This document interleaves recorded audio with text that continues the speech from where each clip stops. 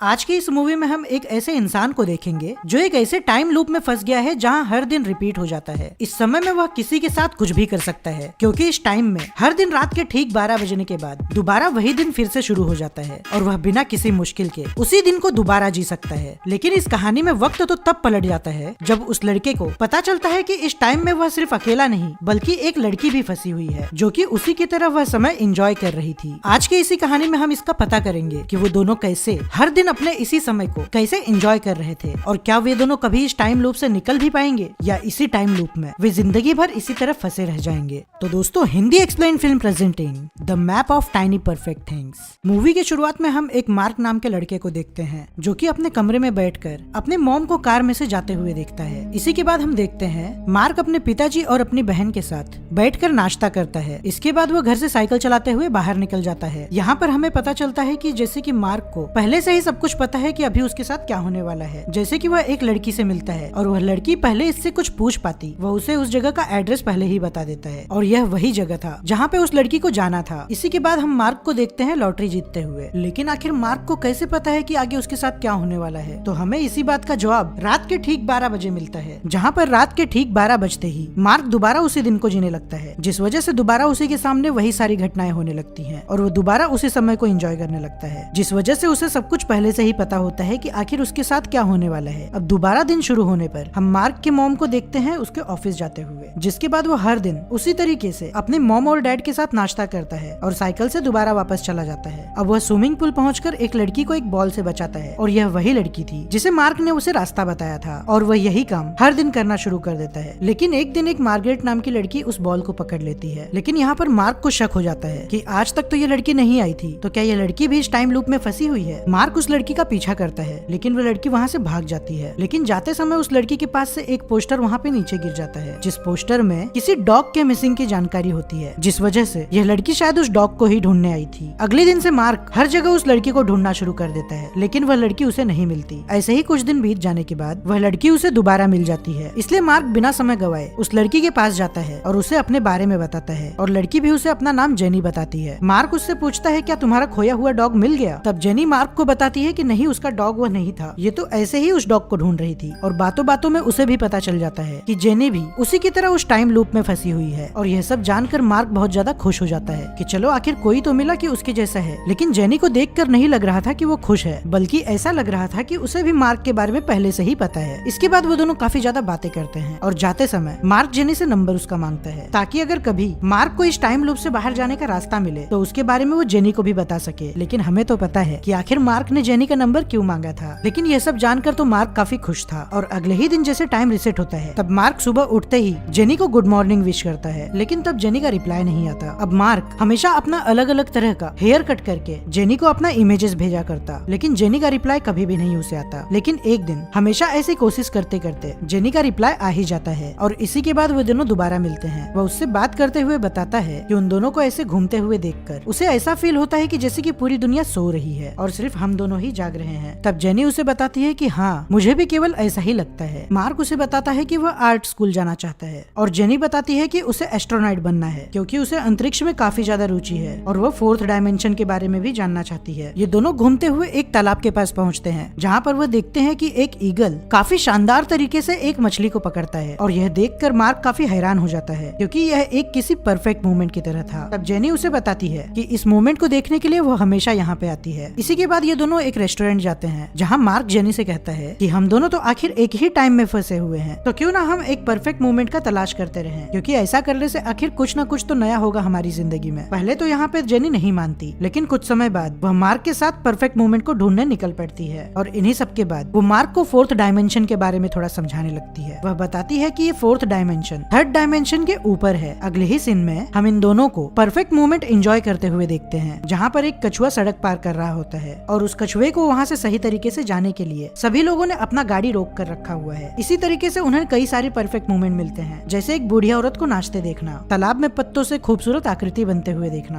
और एक गाड़ी को ऐसे खड़े होते हुए देखना कि जैसे वहाँ पे एक आदमी के पर लगे हुए हो, और भी कई सारे तरीके के परफेक्ट मोमेंट। तभी जेनी को एक वहाँ पे कॉल आता है और वो वहाँ से दोबारा चली जाती है। अगले ही दिन मार्क जेनी को सरप्राइज देने के लिए वो अपने स्कूल लेके जाता है जहाँ पर उसने मून लैंडिंग वाला एक दृश्य दिखाने की कोशिश की थी और यह सब देखकर जेनी काफी ज्यादा खुश हो जाती है और मार्क उसे साइकिल पर बिठाकर पूरे स्कूल में उसे घुमाता है। यहाँ पर ये दोनों काफी ज्यादा अच्छा समय गुजारते हैं। मार्क जेनी को अपने घर ले जाता है, जिसमें जेनी को मार्क के घर से एक नक्शा मिलता है और इस नक्शे में हर एक परफेक्ट मोमेंट को लिखा हुआ होता है। इस नक्शे को बनाने वाला कोई और नहीं, मार्क ही था। जेनी को यहाँ पर पता चलता है कि मार्क काफी अच्छा एक आर्टिस्ट भी है। बातों बातों में मार्क जेनी को किस करने लगता है, लेकिन जेनी ये सब करने से उसे मना कर देती है और कहती है कि उसे वहाँ से जाना है, क्योंकि उस समय जेनी को किसी का कॉल आने वाला था। तब मार्क उससे पूछता है कि जेनी तुम सच बताओ, क्या तुम मुझसे कुछ छुपा रही हो? तब जेनी उसे बोलती है कि हम दोनों आखिर एक ही दिन में फंसे हुए हैं, इसलिए हमें काफी ज्यादा इंटरफेयर नहीं करना चाहिए और हमें एक दूसरे को दोस्त ही बनकर रहना चाहिए। इसके बाद हम मार्क को उसके मैथ्स टीचर के पास देखते हैं, जो अपने सर से सवाल करता है कि अगर कोई बंदा अपने एक ही समय में फंस जाए तो उसे क्या करना चाहिए। यह बातें सुनकर उसके टीचर तो काफी हैरान हो जाते हैं, लेकिन यह बातें सुनकर वो उसे लोकल एलेमनी का नाम देते हैं। इसका मतलब है कि वह समय किसी जगह पर एक ही चल रहा होता है। तब मार्क उनकी बातों को समझ जाता है और सोचता है कि शायद अगर वह इस जगह से निकल जाए तो शायद वह इस टाइम लूप से निकल पाएगा। इसलिए वो उसे जेनी से कहता है कि अगर हमें इस टाइम लूप से निकलना है तो हम दोनों को फ्लाइट लेकर किसी और देश जाना होगा। लेकिन जेनी उसे बताती है कि अगर हम एक ही दिन को बार बार जिएंगे तो हम कभी भी बूढ़े नहीं होंगे और ना ही हमें कोई बीमारी होगी और ना ही हम कभी मरेंगे। अब मार्क उसे समझाता है ऐसे में तो तुम कभी एस्ट्रोनॉट नहीं बन पाओगी। इसलिए जेनी उसकी बात मानकर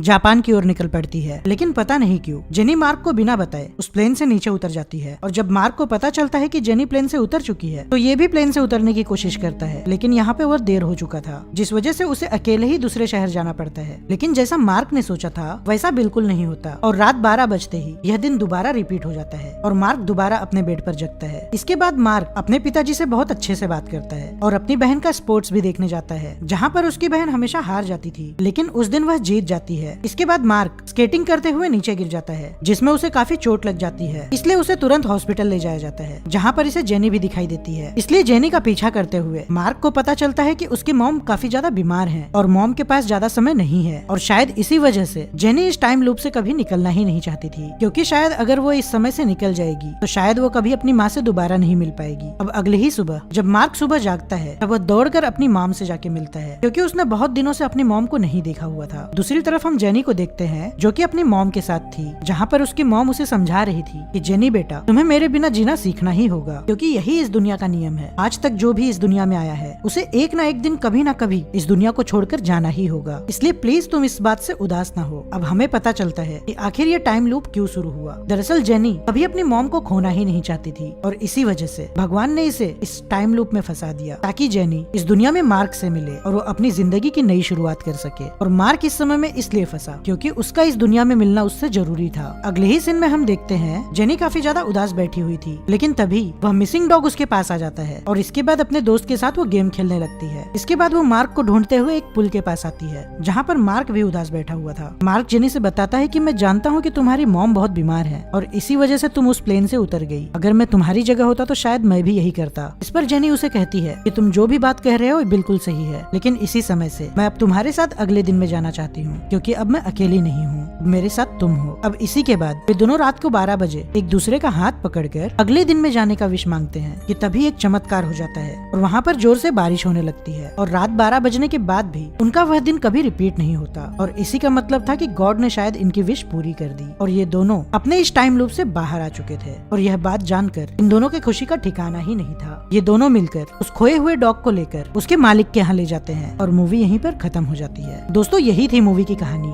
दोस्तों आपको ये कहानी कैसी लगी यह कमेंट बॉक्स में जरूर बताएं और ऐसे वीडियोस के लिए हमारे इस चैनल को सब्सक्राइब कर अपना सपोर्ट तो जरूर ही कर दें। दोस्तों तब तक मिलते हैं अगली वीडियो में।